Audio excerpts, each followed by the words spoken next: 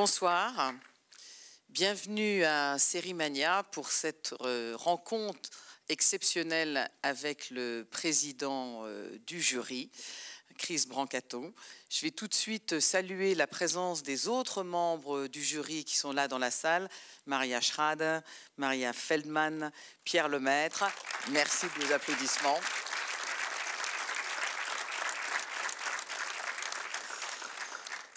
C'est toujours un moment un peu spécial pour le président du jury qui est très concentré avec son jury à voir les œuvres que nous lui proposons, de s'extraire pour venir parler de son propre travail. Et quel travail! Il est bien évidemment producteur, scénariste, créateur de Narcos. Je vais sans plus attendre vous demander de l'accueillir. Merci d'accueillir Chris Brancato et Pierre Langlais, journaliste à Télérama.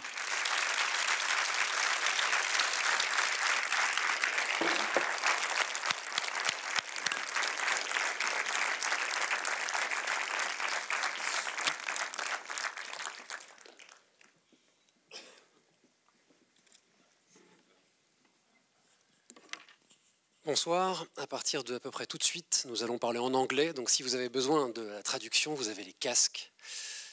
For the other ones, now, let's speak English. How are you? I'm very well. Comment allez-vous? Très bien, merci de m'avoir invité. C'est un plaisir pour nous. Alors bien sûr, vous n'allez pas nous dire qui va gagner, pas encore. Bon, au moins j'aurais posé la question. C'est mon job, je suis journaliste. Avant de parler de votre carrière, de vos choix, de Narcos et des projets à venir, j'avais envie de rebondir sur un certain nombre de choses que vous avez dites lors de la cérémonie d'ouverture. Vous avez parlé d'une ère internationale. Alors, vous êtes américain. Est-ce que vous vous considérez comme un producteur, un scénariste américain, ou êtes-vous déjà sorti des frontières et vous sentez-vous international dans ce que vous écrivez? De toute évidence, quand on produit un programme, l'idée, c'est de toucher la plus grande audience possible, le plus grand public possible. Cela dit, je reste un scénariste nord-américain et pour parler de Narcos, quand on parlera de Narcos, j'expliquerai quelle est la perspective nord-américaine et la façon dont elle s'est entremêlée avec la perspective brésilienne de Joseph Pedil pour le résultat final. Ce que je voulais dire lors de la cérémonie d'ouverture, c'est que si je réfléchis aux dernières 5 séries que j'ai aimées et vues, elles viennent d'ailleurs. Donc la production qui vient des différentes chaînes du monde a aujourd'hui atteint une qualité remarquable et c'est facilement accessible aux États-Unis d'une manière qui n'était pas possible. Donc ce que vous voyez ailleurs vous inspire. Dans quelle mesure est-ce que cela peut influencer votre inspiration? Mais, tout d'abord, ça me permet d'élargir l'horizon. Avec mes remarquables co-membres de jury, on regarde une série dans une atmosphère qui est tout à fait fascinante. Et moi, j'ai pas très bien compris ce qui se passait jusqu'à ce que les autres m'expliquent.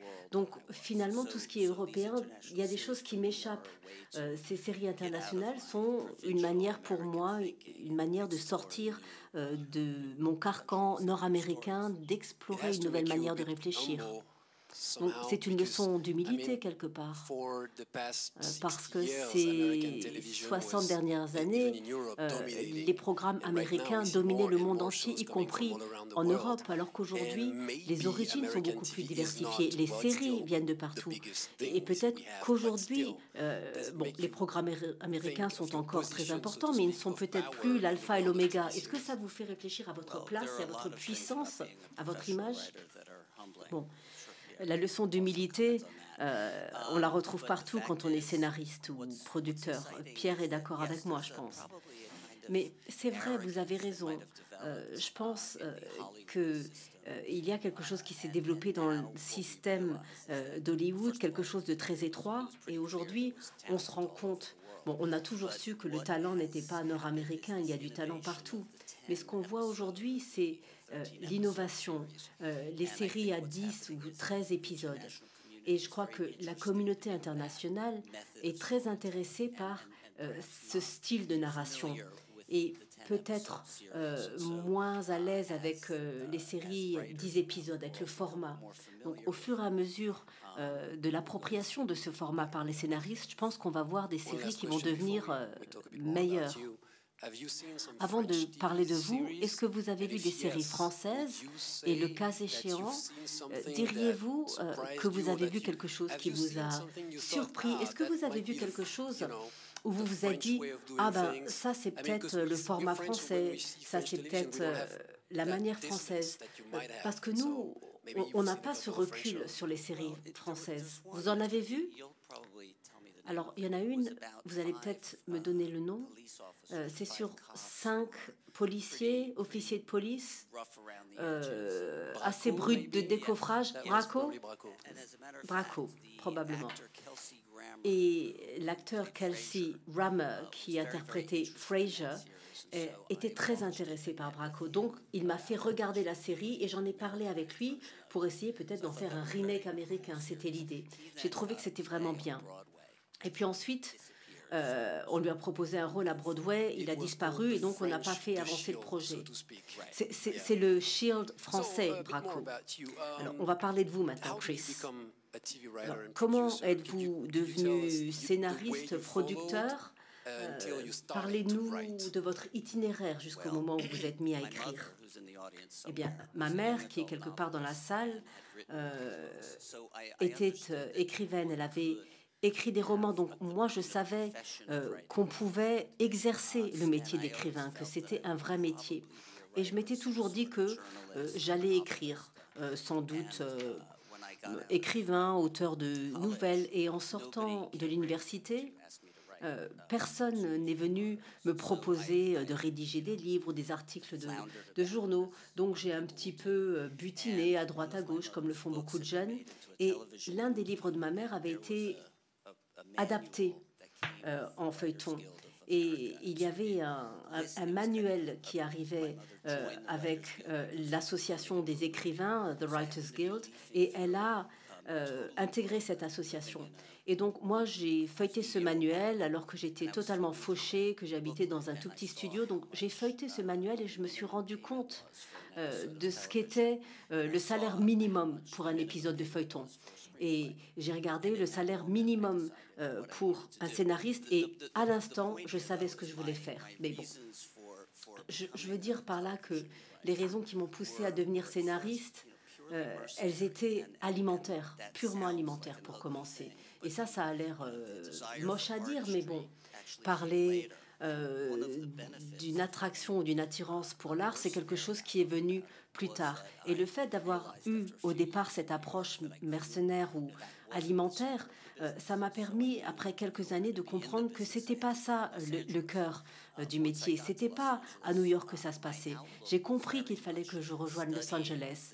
Et arrivé à Los Angeles, j'ai commencé à étudier les entreprises, voir ce qu'elles attendaient des scénaristes, ce qu'il faut faire pour être un auteur professionnel. Et je pense que cette attitude, cette perspective très business de Los Angeles, ça m'a beaucoup aidé. C'est pas juste le show, c'est le show business. Est-ce que vous étiez cinéphile ou est-ce que vous passiez déjà des heures devant les écrans de télévision avant d'écrire? Bon, j'ai un peu honte de le dire, mais je lisais surtout. Je lisais beaucoup, adolescent. Bon, c'est pas honteux de lire, non, je sais, mais j'avais cette arrogance propre à la jeunesse et je tirais fierté de ne pas aller voir les blockbusters de Hollywood. Vous savez, quand mes copains me disaient j'ai été voir ce film, je leur disais bah, moi ça m'intéresse pas. Donc je regardais pas grand-chose hors The Twilight Zone.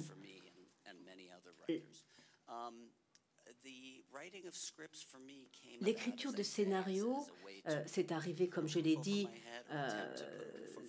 pour tout simplement gagner ma vie, pour mettre un toit sur ma tête. Et ensuite, un scénario, c'est une énigme, c'est un puzzle. Ça se construit ou ça se résout comme une énigme mathématique. Donc, quand j'ai commencé à écrire, je me suis rendu compte que, bon, au début, il fallait réfléchir à la mécanique à mettre en œuvre pour écrire un bon scénario. Et puis, au fil du temps, j'ai changé d'opinion. Donc cette attitude très business m'a fait écrire des choses dont je m'imaginais que les gens avaient envie de l'acheter. Et du coup, le contenu, la production n'était pas aussi bonne. Et je pense que j'ai vraiment commencé à écrire de bons scénarios quand j'ai connecté avec mon côté artistique, quand j'ai trouvé ma propre voix. Donc c'est important d'écrire sur ce qu'on aime et sur ce qu'on se connaît. Donc, on va regarder un petit extrait d'une de vos premières séries et puis on reprend. Incroyable avec son chapeau. C'est vraiment incroyable. Regardez, regardez la vitesse qui fait ça pour vous, mesdames. Enfin, voyons sur la petite.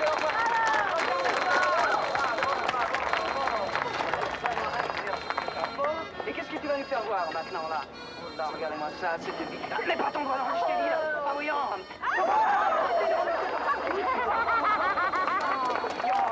je lui ai dit de pas faire ça, mais il fait ça de temps en temps.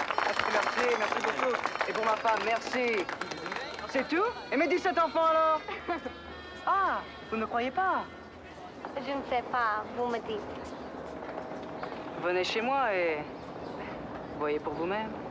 Elle pense que vous êtes très beau. Oh, what was that all about? I cannot believe you said that. Come on, you're hot for him, admit it. I was not. What was he saying? It kind of loses something in the translation.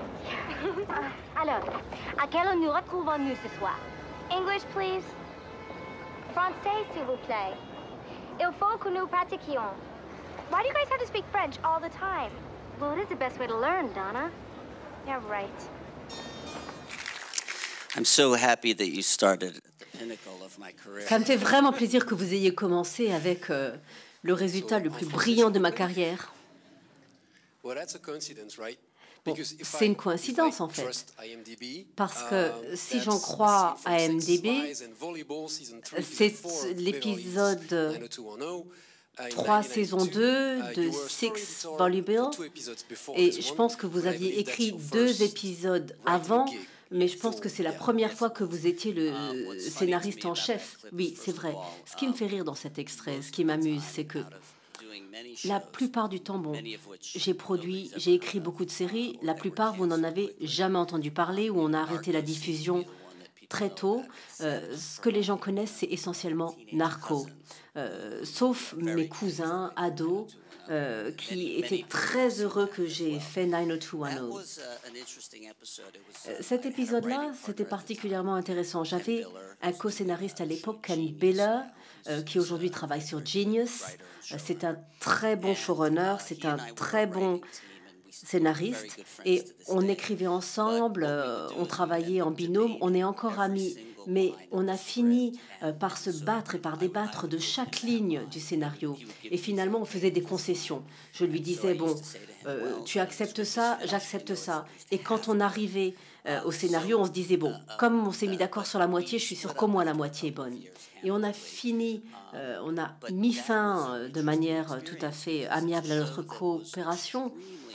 Mais il se trouve que cette série-là, elle était très populaire, elle réussissait très bien et je ne sais pas pourquoi, même des adultes, de jeunes adultes la regardaient, pas seulement des ados. Et par conséquent, dans les dîners en ville, tout le monde était fasciné d'apprendre qu'on écrivait pour 90210. Le problème, c'est que quand je finissais d'écrire le scénario et que quand j'envoyais ça dans mon book, en fait, ça n'inspirait pas le respect. Du coup, on était classés, catégorisés comme scénaristes de séries pour ados. Et puis, l'actrice Shannon Doherty, qui interprétait Brenda, avait une relation avec quelqu'un qui s'appelait Dylan, joué par Luke Perry. Et Shannon, à l'époque, on l'a trouvée dans les journaux à sensation, dans les closers du temps. Et pour une raison dont je ne me souviens pas, j'avais le sentiment que c'était pas la bonne petite amie pour Dylan.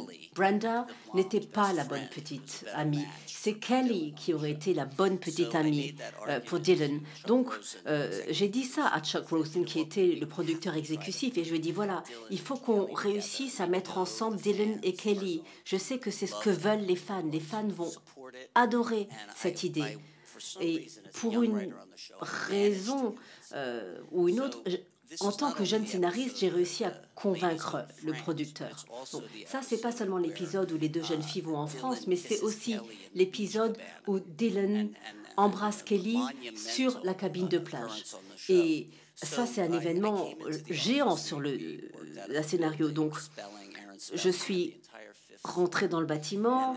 Aaron Spelling, à l'époque, occupait tout le 5e étage. Alors, tout ça, c'était avant l'époque des mobiles, avant l'époque d'Internet. Et je suis revenue au bureau après la diffusion de l'épisode et tout le couloir était rempli de courriers, de lettres, des milliers de lettres de fans. Et je leur ai dit, voyez ce que j'ai fait. D'un coup de baguette, j'ai réussi à redonner du peps à cette série. Et il y avait des lettres, et j'ai dit à Aaron Spelling, et il m'a dit, oui, il y a des lettres, il y a des milliers de lettres, et tout le monde déteste le changement. Donc on a oublié tout de suite ce baiser, et Brenda et Dylan se sont retrouvés. Pour revenir sur le titre de l'épisode, pourquoi la référence à Soderbergh? Alors, le titre, on a vu le titre? Sexe, mensonge et volleyball. Bon, évidemment, c'est un jeu de mots sur Sex, Lies et Vidéo, qui était le film connu de Soderbergh à l'époque.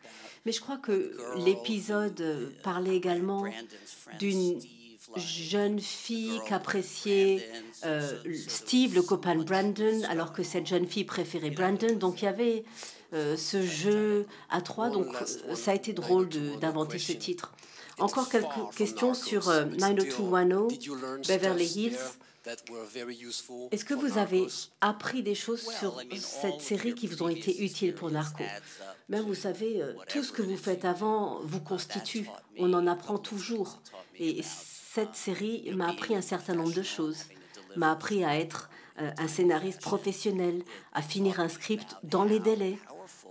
Ça m'a également appris à quel point les médias, la télévision étaient puissantes parce qu'on diffusait l'épisode et je sortais dans la rue et les gens venaient me parler. Et en plus, Beverly Hills a été diffusé partout dans le monde. Et encore aujourd'hui, j'en parle aux gens que je rencontre et tout le monde a vu ça à l'époque de l'adolescence. On va regarder un autre clip d'une autre série culte.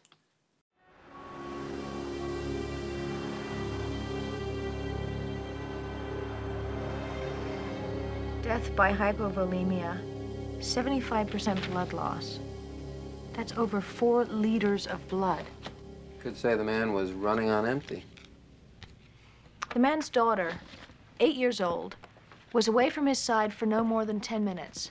She doesn't remember anything. There was no trace evidence to be found at the crime scene. And any evidence would have been washed away by yesterday's rain. Oh, there were 2 small puncture wounds in the jugular. Are you at all familiar with the phenomenon of cattle mutilations? Mm-hmm. Since 1967, over 34 states have reported unsolved cases of cattle mutilation. The trace evidence is remarkably similar. Incision marks of surgical precision. The area around the mouth, and often the sexual organs, has been removed. There's a substantial degree of blood loss without a trace of blood at the scene. How can that be? Exsanguination. If you were to stick a needle in the jugular of any living creature, the heart itself would act as a pump. These animals have had their jugulars punctured in the same way as the man from Greenwich, Connecticut. Only this is the first time I've ever seen it on a human being. But there was no sign of a struggle. I mean, how can a man just sit through a bloodletting? The ME found traces of digitalis. That's a South American plant that can be used as a paralytic drug. Wait a minute. These X-Files indicate this is a UFO-related phenomena. Often there are sightings in the sky near the incident, surface burns. Witnesses often report time loss. We've seen this in abduction cases. That might explain why the girl can't remember anything. Mulder, why would alien beings travel light years to Earth in order to play doctor on cattle? For the same reason we cut up frogs and monkeys. Besides, they seem to have stepped up their interest.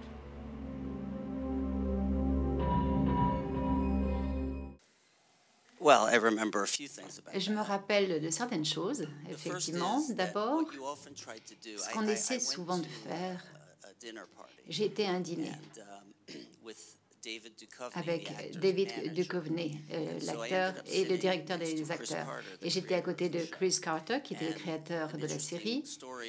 il y avait une histoire intéressante en ce qui concerne cette série. C'était un pilote tout à fait inhabituel.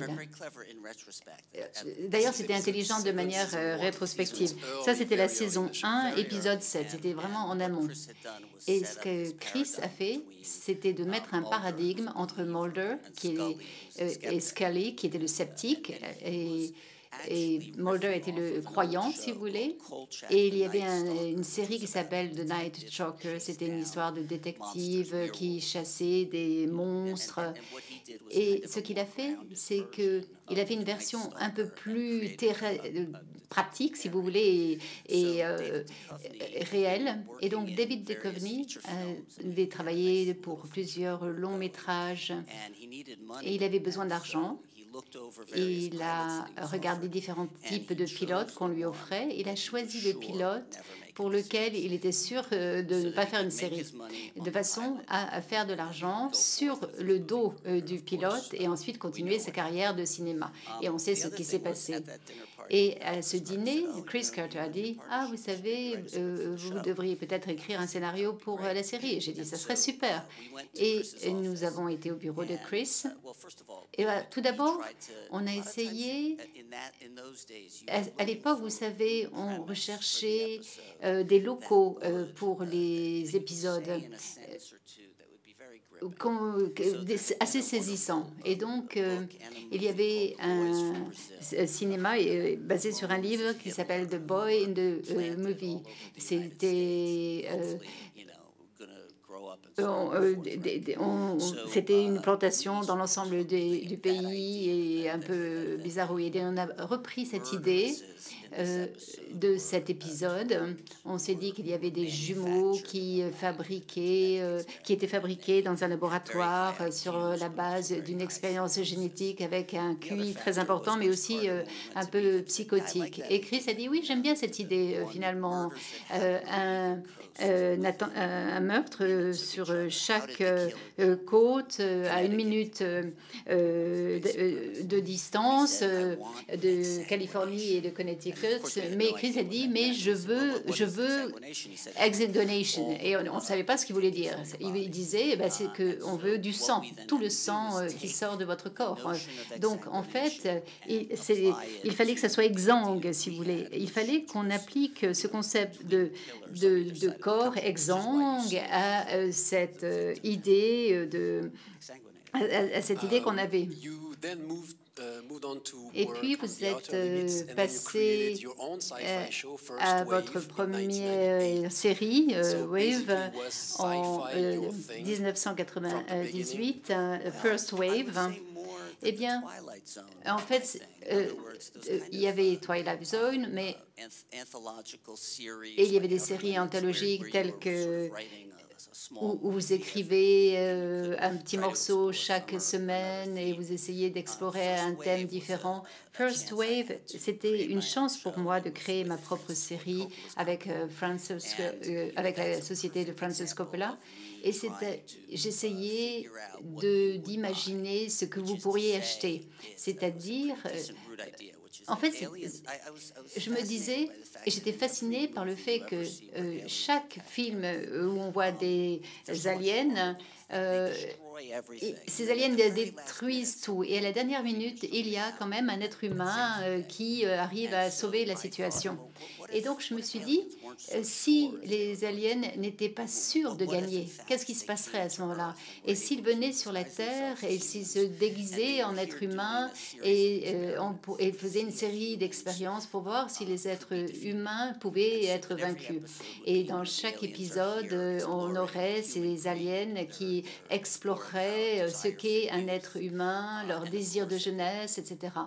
Et au cours du premier épisode de la série, ils avaient fait 170 expériences et 160 personnes étaient mortes de morts horribles. Voilà. Mais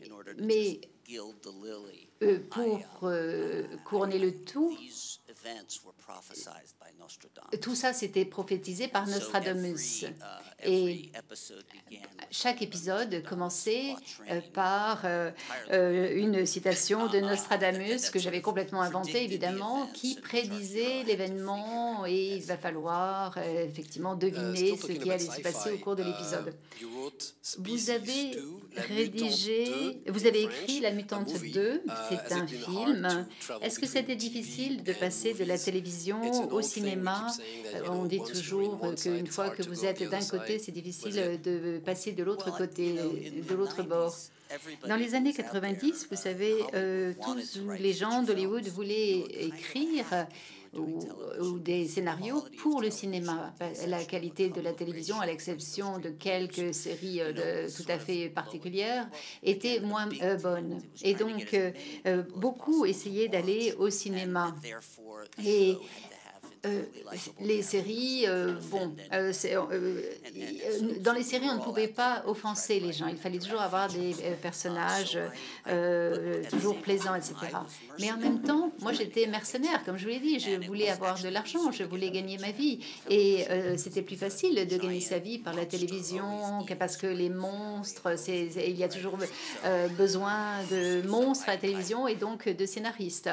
Et par conséquent, j'ai travaillé à la télé et au cinéma. Mais j'ai une histoire à vous raconter. La fin de ce film, c'était l'alien méchant et mort, et puis il y avait des vibrations mauvaises, négatives au sol, parce qu'on ne l'avait pas vraiment tué finalement. Et le président du studio MGM a dit, vous savez quoi? En fait, les trois dernières images se finissent par un cimetière ou des funérailles. Et je voudrais que vous changiez la fin de ce cinéma. Et donc, j'ai changé la fin de ce film pour que ça soit quelque chose de positif. Une femme a sauvé l'humanité et elle a réalisé, cette femme, qu'elle était imprégnée par cet homme alien. Et même si cette femme était morte, finalement, elle avait quand même elle était enceinte. Et donc, j'ai montré ça au président du studio et au producteur qui était le chef du président du studio, quelque part, un producteur et le président du studio qui était très puissant. Je leur ai montré ce changement de la fin. Le président du studio a dit « J'aime bien votre scène, mais vous savez, quand même, il y avait quand même des enfants aliens dans votre film. Et pourquoi, à la fin, on ne pourrait pas montrer aussi un alien enfant ?» Et je lui ai dit, mais oui, mais on a toujours exterminé les aliens. Et s'il y a des aliens dans l'ambulance, ça veut dire que finalement, ça n'a pas marché. Et il a dit, mais j'aime bien d'avoir un alien dans l'ambulance. J'ai appelé le producteur a dit, mais... Je lui dis, bon, un tel veut un alien dans l'ambulance. Le producteur a dit, mais c'est complètement idiot comme idée. Et il a dit, voilà comment ça devrait être. Et je vous jure que c'est vrai. La partie 8, vendredi 13, il y avait une femme qui arrivait dans la cuisine. Il y avait un chat qui a crié et l'ensemble des spectateurs ont eu peur. Et il a dit, eh bien, en fait, comme cette femme était enceinte jusqu'au 8e mois, on pourrait faire venir un chat qui saute, qui bondit. Et j'ai dit, Franck, mais d'où vient le chat? D'où vient le chat? Et derrière le bois ou quoi? Oui. Donc, tout d'un coup, l'enfant alien dans l'ambulance semblait une idée brillante. J'ai appelé le studio et je lui ai dit, vous savez, Franck veut qu'il y ait un chat qui saute de nulle part sur la femme enceinte. Mais l'autre a dit, mais c'est ridicule, d'où vient le chat? Et j'ai dit, j'en sais rien. Il y a un chat quelque part qui vient du bois. Donc, ça n'avait pas l'air de fonctionner.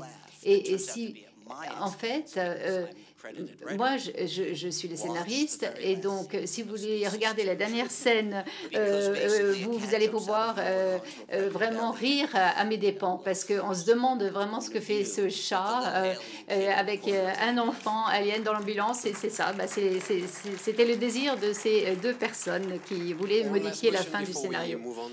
Très bien, nous allons passer à une dernière question avant de passer à Narcos. Mais ça ne vous a pas dégoûté des cinémas, parce que vous m'avez dit que vous travaillez maintenant sur un film. Et qu'est-ce que vous pouvez nous dire de ce film à venir? On m'a dit que Robert Downey Jr. a aimé Narcos. Et on m'a demandé, vous voulez déjeuner avec lui? J'ai dit, bien sûr. Donc, j'ai été à son bureau, on a eu un super repas dans son bureau, et sa femme est producteur, très bonne productrice.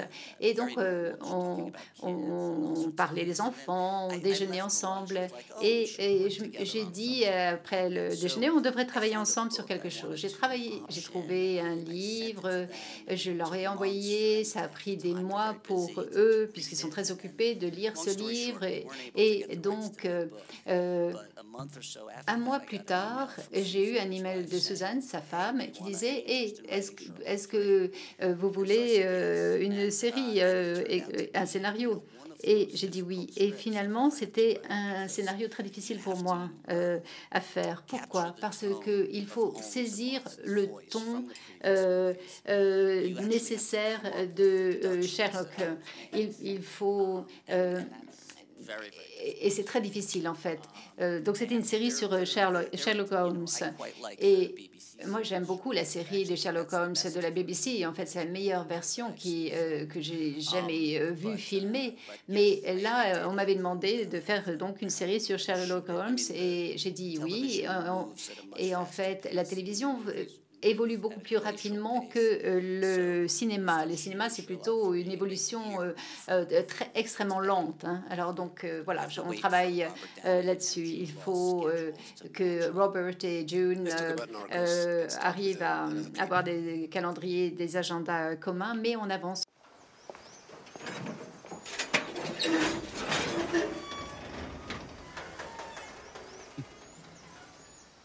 Dígame una cosa, señor Escobar. ¿Usted quién puta se cree? Que ni siquiera es capaz de esconder su mercancía, su contrabando. Es que yo pago por el privilegio, coronel. ¿Ah, sí? No me diga. ¿Y los papeles de importación? Necesita papeles para esos televisores. Lléveselos. Qué pena, señor Escobar, pero es que nosotros no somos la policía de Medellín que se gana una mierda a la semana. No, hermana, es que no es para usted. Entonces... Es para Carlitos. Su hijo. ¿Cree pues que le gustaría tener un televisor en el cuarto? Y oiga, Pinilla. Su hija acaba de sacar el pase, ¿cierto? Pues ve, ahí tenemos unos sistemas de sonidos para carros, pues, muy bacanos, muy bonitos. Ese amiguito suyo, López, tiene una mujer que es una belleza, ¿sí o qué? ¿Sí o no? Es una mamacita. Su esposa es muy hermosa, hermano. ¿Qué has hecho con un tipo como usted?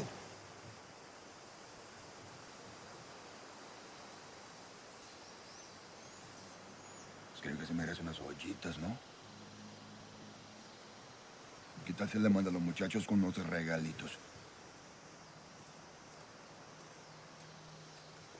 Y oiga, coronel, ¿su mamá cómo está? ¿Salió de la clínica o qué? Sí, ya está más aliviada. Ah, es que bueno. Eso nos alegra mucho, ¿sí o qué? Sí. Señores, les voy a decir quién soy.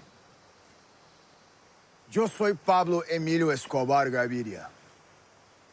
Mis ojos están en todos lados. O sea, ustedes no pueden hacer una puta sola mierda en el departamento de Antioquia sin que yo me entere. Sí, señores. No pueden mover un dedo. Un día yo voy a ser presidente de la República de Colombia. Y bien, me gano la vida haciendo negocios, así que pues fresco, tranquilo. Ustedes pueden aceptar mi negocio o aceptar las consecuencias. Plata o plomo. Ustedes eligen.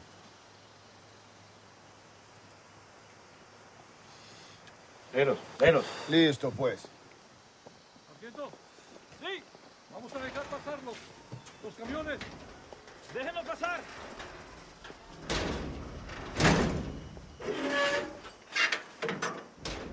Well, that's one of the most iconic, if not the most Alors ça, iconic scene of c'est peut-être Narcos. la scène emblématique de Narcos. Plata o plomo, l'argent ou le plomb. Oui, ça c'est une réplique que l'on a attribuée à Escobar et moi j'avais envie de l'intégrer dans le scénario. Quand on essaye de camper des personnages, ça c'est le pilote, hein, ce qu'on a vu c'est le pilote, premier épisode. Quand on essaie de camper le personnage, quand on rencontre le personnage pour la première fois, on appelle ça le meet cute et il faut absolument accrocher le personnage. Il faut définir le personnage en quelques secondes, montrer peut-être qui ils sont via une action, quelque chose qui trahisse leur fort intérieur.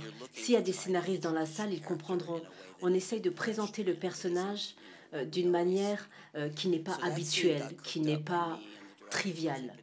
Et avec Giuseppe Dia, le producteur, on parlait de ça. On s'est dit que Escobar, au début, c'était un contrebandier. Et la raison pour laquelle il a réussi aussi bien comme baron de la cocaïne, c'est parce qu'il avait cette capacité de faire de la contrebande. Donc on avait envie d'intégrer ça dans le scénario. Et en plus, j'avais lu que Escobar... Parfois, les officiers fédéraux venaient et c'était plus difficile en fait de les corrompre. Donc l'objectif était de les corrompre. Et j'avais aussi lu qu'il apprenait les noms des agents fédéraux. Donc en fait, tout ce que vous voyez, c'est une manière d'utiliser les informations réelles dont j'avais entendu parler. José et moi parlions de comment le présenter. Ce qui manque, le tout début de la scène, c'est qu'ils conduisent sur le pont et il y a 45 secondes qui se passent juste à montrer l'arrière de sa tête. Ça, c'est très inhabituel. En fait, on ne voit pas son visage jusqu'à ce qu'il sorte de la Jeep. C'est 45 secondes sur sa nuque. Et en fait, on a rempli le pilote d'informations et c'est vrai qu'Escobar avait l'ambition de devenir un jour président de la Colombie. Et donc, quand il sort sa réplique, son nom, Pablo Marita Escobar Gaviria, il y a beaucoup de gens qui ont vu Narcos et qui ont d'abord pensé que Narcos était un film biographique, un biopic sur Pablo Escobar. Moi, je me souviens d'avoir à l'époque interviewé Joseph Padilla avant même que la saison 1 soit diffusée sur Netflix. Et il m'a dit non, c'est pas un biopic. Ça va au-delà d'Escobar, c'est pas seulement l'histoire d'Escobar. Et dès le début, en fait, les gens étaient surpris. Et c'est vrai que c'est devenu bien plus grand, ça a dépassé Escobar. Est-ce que c'était l'idée à l'origine? Est-ce que Pablo Escobar était le sujet ou est-ce que vous aviez pensé à la vision d'ensemble? En fait, l'histoire de Pablo Escobar... Joseph Padilla avait construit le projet avec Eric Newman chez Netflix et l'avait vendu comme une série de 20 épisodes. Moi, je n'étais pas impliquée à l'époque. Et d'autres scénaristes avaient écrit une ébauche des différents scénarios pour présenter la série. Et moi, on m'a recruté pour devenir le showrunner, pour devenir le maître d'œuvre. Et en arrivant, j'ai lu le scénario et je me suis dit qu'on prenait les choses à l'envers, que c'était pas comme ça qu'il fallait présenter la série. Et Joseph Padilla était d'accord avec moi. Donc, j'ai eu la tâche très désagréable de rassembler ces scénaristes et de leur dire « Les gars, vous savez pas comment on rédige une série, un scénario de série. Je veux bien vous garder, mais il faut que je vous prévienne, je vais réécrire le pilote. » Et ils sont revenus me voir en disant « On comprend bien, c'est vous le chef, c'est vous le showrunner. Donc vous avez le contrôle complet sur les épisodes 2 à 10. Mais nous, on veut être responsable de la révision et des changements sur l'épisode 1. » Et comme je n'étais pas née de la veille, je savais que c'est pas comme ça que ça se marche. Parce qu'on leur donne des idées, on leur donne des notes, et en fait, le résultat n'est jamais ce qu'on attend. Donc j'ai fini par taper du poing sur la table en disant « c'est pas comme ça que ça va se passer ». Et donc, ils ont décidé de démissionner puisque je ne leur laissais pas le droit de travailler. Et j'ai recommencé à zéro avec José, Eric. J'ai réécrit, j'ai présenté les personnages d'une manière qui me paraissait plus crédible. Par exemple, l'idée que j'avais était de présenter le personnage de Murphy. Murphy, le policier américain, c'est un personnage qui évolue. On a essayé de mettre sur pied une structure où on voit l'évolution de la carrière d'Escobar et en parallèle l'évolution de la carrière de Murphy, pour qu'à la fin du pilote, on ait ces deux personnages en Colombie, en conflit. Et pour moi, et c'est là que peut-être le fait d'être un gringo m'a aidé, moi, je voulais que la série soit un succès aux États-Unis. Netflix voulait que la série soit un succès au Brésil. C'est pour ça qu'il y avait José Padilha et l'acteur brésilien. Et donc, je sentais qu'il fallait mettre un personnage fenêtre, en fait, un personnage qui nous permette de faire adhérer le public. Pas un héros américain, pas non plus quelqu'un qui soit forcément colombien, mais un entre-deux qui pouvait peut-être nous montrer tout ce qui se passait. Bon. C'est vrai que c'est une machinerie internationale. Vous êtes américain, il y a des Colombiens, il y a des Brésiliens impliqués dans Narcos et d'autres pays sud-américains. Comment est-ce que ça fonctionne? Comment est-ce qu'on réussit à travailler avec autant de nationalités? Et comment est-ce qu'on arrive à créer quelque chose qui est fidèle à la réalité, aussi fidèle que possible? C'est beaucoup de contraintes. C'est beaucoup de contraintes. C'est drôle, mais avant, je parlais de moi comme étant un menuisier. Vous savez, on m'envoie du bois et je le découpe.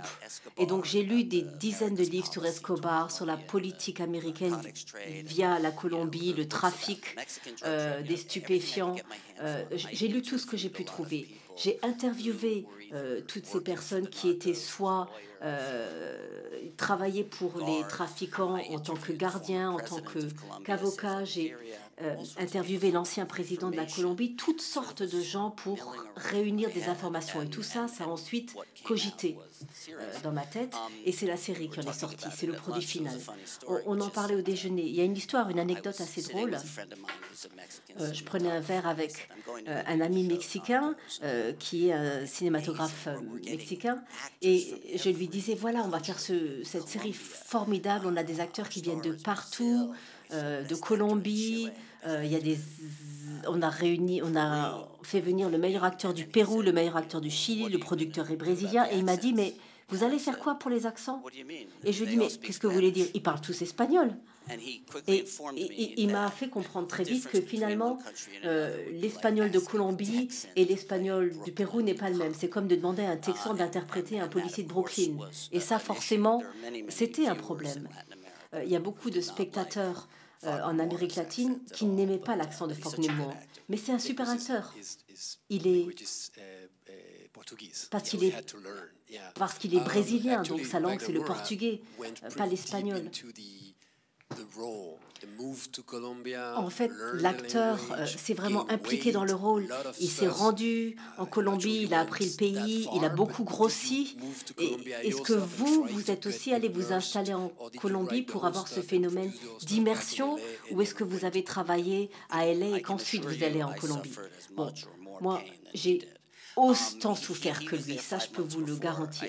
Il est parti en Colombie 5 mois avant moi. J'ai passé en tout 8 mois en Colombie pour la série. Et ce qui m'a vraiment marqué, ce dont je me souviens le mieux, c'est que 5 mois avant le tournage, je me suis rendue en Colombie et je devais rencontrer Wagner dans un restaurant. C'était la première fois que je le rencontrais. Et en rentrant dans le restaurant, je lui ai serré la main et puis on s'est salué. Mais en prenant sa main, je me suis dit, c'est génial. Il est si affable, il est si accessible, il est tellement charismatique. En fait, on ne va pas vouloir lui en vouloir, même quand il va faire exploser un avion. Donc, j'ai tout de suite compris que avec cet acteur, vous, le spectateur, vous alliez être à la fois dégoûté par ses actions, mais en même temps tout à fait séduit par le personnage. Est-ce que vous avez pensé au risque? Est-ce que vous avez envisagé à un moment donné que c'était peut-être risqué de raconter cette histoire, de la filmer en Colombie? Est-ce que vous ne vous êtes pas dit que vous alliez vous mettre à dos des gens qui avaient travaillé avec Escobar, qui appréciaient Escobar, et encore des gens qui apprécient Escobar? Est-ce que vous avez senti le risque? Bon. La première question que je me suis posée sur le tournage en Colombie, j'ai posé la question, est-ce que c'est sûr? Et on m'a dit, vous savez, ça a beaucoup changé depuis les années 80. Aujourd'hui, la Colombie est un pays sûr. Mais malheureusement, ma vision de la Colombie, c'est cette scène dans Starface, où on a cette tronçonneuse. Donc, franchement, moi, je suis vraiment basiquement américain. C'est pour ça que ça me fascine de voir des séries qui viennent d'ailleurs. Et on peut me faire gober à peu près n'importe quoi. Il se trouve que, évidemment, la plupart des Colombiens ne sont pas violents. C'est un pays fantastique, c'est un paysage extraordinaire. Et vous savez, c'est différent. Escobar a mené la guerre contre l'État parce qu'en 1981 ou à la fin des années 70, l'armée avait 3 hélicoptères. Donc, il avait tellement d'argent qu'en fait, il était tout à fait en mesure de combattre l'État. Nous, on a mis en place toutes les mesures, toutes les précautions. On avait une entreprise de sécurité. Bon, vraiment, la réaction des Colombiens, c'était plutôt de dire « encore Escobar, au secours ». Donc, moi, j'ai rencontré Juan Michel Santos, le président. On a été au palais présidentiel. On s'est enregistré dans le livre, on est rentré dans une salle où il y avait toutes sortes de ministres, et notamment une femme assez petite, ministre de la Culture. Et le président Santos a dit, moi je suis un ancien journaliste, je crois à la liberté d'expression, c'est fantastique que Netflix vienne, que Netflix crée des emplois en Colombie. J'espère simplement que vous allez également montrer l'héroïsme de la population colombienne et le fait que Escobar et la plupart de ces trafiquants sont aujourd'hui morts ou en prison. Pour parler de la violence, la saison 4 est en train d'être produite et en septembre dernier, nous avons appris que il y a quelqu'un qui est mort au Mexico. Est-ce que l'on peut avoir ce type de risque et quand vous tournez, même si la Colombie n'est plus aussi dangereuse, au Mexique, finalement, il y a eu un décès. Vous ne produisez plus Narcos, mais est-ce que vous pouvez commenter sur ce genre de choses? Oui, oui. Moi, je fais plusieurs choses que j'ai mentionnées et je ne produis pas la saison 4. Mon ami Eric Newman le fait. Et oui, c'est horrible ce qui s'est passé. Logishinska a été assassiné et en fait, d'après ce que dit la police, la zone dans laquelle il était n'était pas une zone où il y avait de la drogue. En fait, c'est plutôt des vols de gaz et de pétrole. Il prenait des photos dans cette zone et la police pense qu'ils l'ont pris pour un journaliste et donc il a été assassiné. C'était un repéreur qui a été assassiné. Évidemment, il y a des problèmes de sécurité et de sûreté Mexico. C'est beaucoup plus important ce type de problème qu'en Colombie actuellement. Oui, c'est terrible ce qui s'est passé. Oui, c'est une tragédie terrible. Et en fait, on a parlé plusieurs fois de journalisme au cours de cette discussion. Vous pensez que quand on écrit un scénario et on produit une série, c'est une sorte de journalisme aussi, quelque part? Quand vous faites une série telle que Narcos, ce n'est pas vraiment du journalisme en tant que tel, mais vous faites un travail de recherche, vous commentez la société dans laquelle vous vivez. Est-ce que vous pensez que vous faites une sorte de journalisme? Oui, quelque part, oui.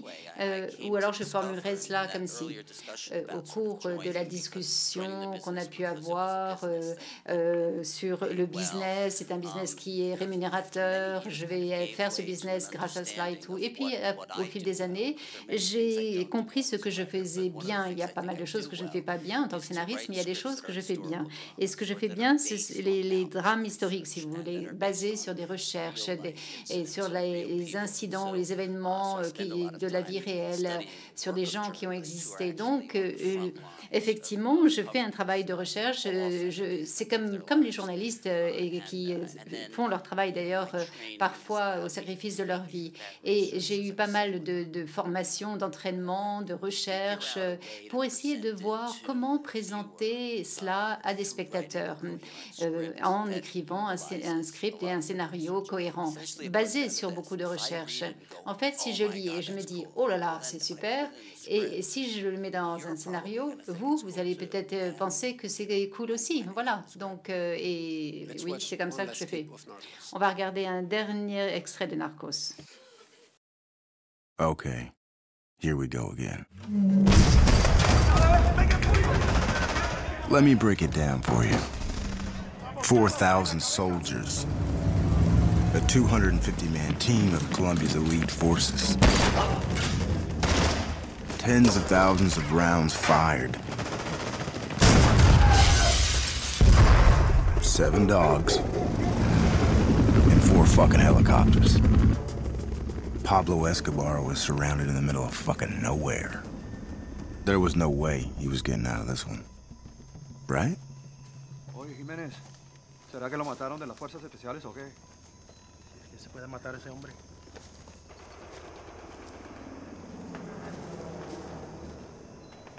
¿Cómo así, hombre? ¿De qué estás hablando? Pues no sé. Pero oí que le dispararon a 20 veces. Primero lo llenaron de plomo. Después quemaron su cuerpo y regaron la ceniza por todo Medellín. Y según dicen, después se levantó de la ceniza y se fue a la casa de todos los que le habían disparado y los mató mientras dormían. Pura mierda. Silencio. Somos soldados del Ejército Nacional. Paren e identifíquense. Estamos muy bien armados.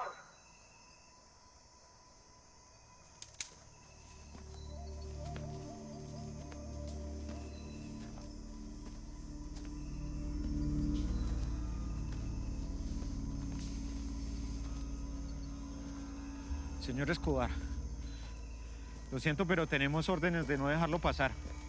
Tenemos que ponerlo nuevamente bajo custodia.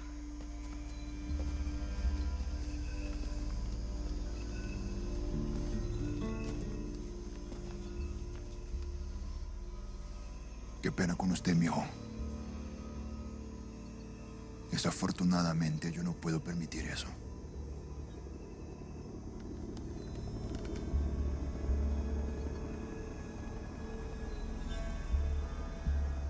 Con su permiso.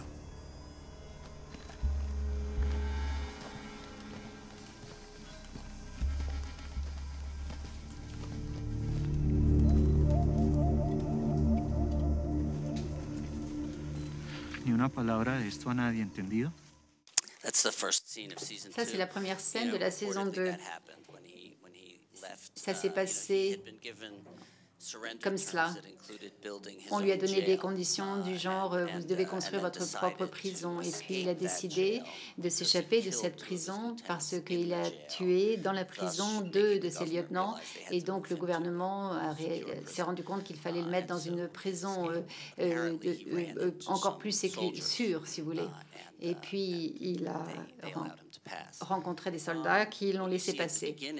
Au début,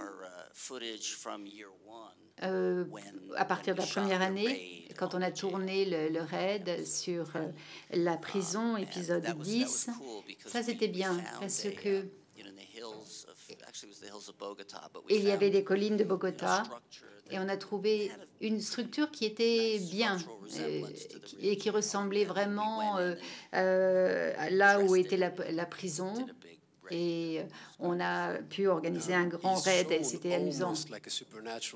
On a l'impression que c'est un personnage surnaturel, quelqu'un qui peut mourir et renaître de ses cendres. Il y a toujours ce même concept, un criminel qui peut devenir un personnage aimable, qu'il soit bon ou mauvais, peu importe, mais qu'il soit charismatique. Et certaines personnes peuvent vous dire, mais c'est pas bien de rendre populaire quelqu'un comme ce genre de personnage. Oui, on m'a posé cette question de nombreuses fois.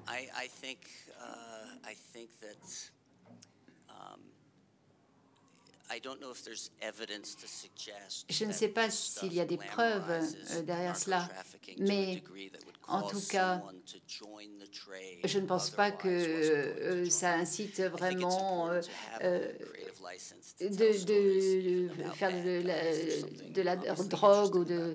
Je crois que ce qui est intéressant, finalement, c'est que ces personnages-là rencontrent leur mort. Escobar, finalement, dans ces 18 derniers mois de sa vie, ça a été un véritable enfer qu'il a mérité. Et on l'a montré aussi dans la série, si vous voulez. Donc, après, c'est à chaque individu de formuler un jugement à ce sujet. Mais en tout cas, bien sûr, moi, j'ai réfléchi à cette question. Et j'ai réfléchi aux conséquences de ce parti pris. Pour les Sopranos, en fait, c'est un personnage fictif, mais après, il y a quand même une personne dans la vie réelle. Et donc, votre relation avec le personnage n'est pas elle-même. Ou est-ce que Pablo, pour vous, c'est un personnage un peu de fiction? Oui, quelque part, c'est un personnage de fiction, Pablo. Il y a certains dialogues qu'on peut lui attribuer. Par exemple, moi, j'ai pu lire les conversations qui avaient été enregistrées lors des écoutes téléphoniques. On peut se souvenir de certaines citations dans la série, et les citations, en fait, c'est plutôt de mon fait. Je les ai inventées, où je me suis dit, bon, il va dire quelque chose. Il dit quelque chose dans l'épisode 9 sur le but de la guerre et de la paix. Je dois avoir un élément métallique. Et donc, moi, je me dis, j'ai peut-être besoin d'une réplique qui parle de cela, sur la paix, enfin, je ne sais pas. Donc, en fait, j'utilise Google, je regarde les déclarations sur la guerre et la paix, et puis je vois plein de citations intéressantes sur la guerre et la paix, et des gens qui ont dit des choses intéressantes à ce sujet. Je me dis, bon, d'accord, on va le prendre, évidemment. Vous êtes forcés. Nous, on a une bannière qui dit c'est inspiré d'événements réels, mais il va falloir ensuite fabriquer ce qui manque, évidemment. Il faut en fait saisir l'essence même, l'esprit. Et Netflix maintenant. Ce n'est pas une façon habituelle de faire de la télévision. On va changer, oui. On va essayer comme ça, ça marche. D'accord, ok. Après, je vous passerai le micro.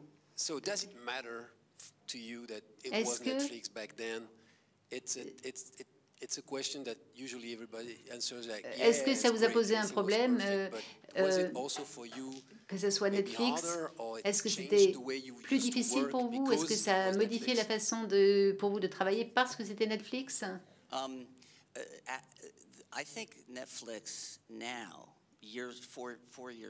Quatre ans plus tard, Netflix est différent. Ils ont recruté beaucoup de dirigeants d'autres studios d'Hollywood. Je ne travaille pas là actuellement, mais je pense que Netflix, maintenant, ressemble davantage à des studios traditionnels. Et parfois, il y a une sorte d'intrusion. Mais pour moi, Netflix, ça a été super, pour plusieurs raisons. Il y avait House of Cards qu'ils diffusaient, mais il n'y avait pas beaucoup d'autres séries que House of Cards. Et je me rappelle avoir été à une réunion et j'ai dit, je voudrais que Narcos, on parle en espagnol dans Narcos. Et je déteste les cinémas où les Espagnols parlent avec un accent anglais. En fait, il n'y a plus de crédibilité du tout. Hein. Et donc, il a dit, d'accord, ok. Et moi, j'ai l'habitude de travailler dans le système américain où, quand j'ai dit, vous voulez mettre des sous-titres, et ils disent non. Alors que là, ils ont dit oui. Donc, j'étais prudent et j'ai dit, est-ce que peut-être qu'il peut y avoir 30% d'Espagnols et 70%? Et ils m'ont dit oui, pourquoi pas 60%? Et je me suis dit, waouh, je suis dans un endroit incroyable. Et finalement, ils essayaient de lancer le service en Amérique latine, donc il y avait des raisons économiques évidemment derrière cela, mais moi je me disais c'est une liberté incroyable qu'il me donne là. Il n'y a pas de censure, il n'y a pas de frein, de limite commerciale, vous pouvez faire ce que vous voulez avec Netflix et franchement je les ai trouvés vraiment tout à fait en ligne avec ce que l'on faisait. Et bien qu'on était, et puis on était aussi à des milliers de kilomètres aussi. Vous avez arrêté de travailler sur Narcos à la saison 2. Pourquoi? En fait, j'étais là pour la saison 1. J'ai écrit la Bible de saison 2. J'étais le producteur consultant pour la saison 2. Mais j'avais des raisons familiales à Los Angeles qui étaient telles que bon, je ne pouvais pas. Et on m'a aussi proposé de faire une série pour ABC. C'était David contre Goliath, quelque part. Et c'était quelque chose d'assez fascinant. C'était un sujet semi-historique, mais fascinant. Et je continuais également à mettre au point d'autres émissions ou séries sur lesquelles je travaille. Et puis, il y a des moments où je me dis, oui, j'aimerais bien... De toute façon, c'est évident que la série va continuer pendant des années, donc pourquoi pas... Mais en fait, ce qui est super quand on est scénariste, c'est que vous pouvez passer d'un sujet à un autre et vous apprenez plein d'autres choses. Quand vous dites que la série va continuer, d'après vous, comment ça peut être populaire sans Pablo? Parce que ça, c'était la grande question dès le départ. Avant de commencer, notre plan, c'était que on va avoir le cartel pendant 2 ans. On s'est dit